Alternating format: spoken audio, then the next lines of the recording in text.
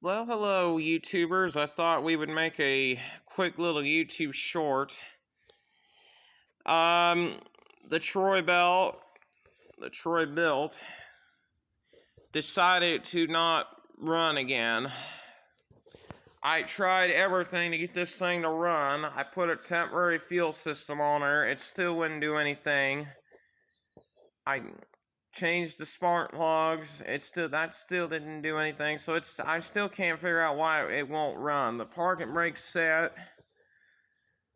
This is a tough one. I even put my temporary fuel system on there, and it still did not run. So I'm going to have to go ahead and take this into a specialized mechanic who knows these Troy belts here in a couple of days. So we'll have to keep you guys posted on this.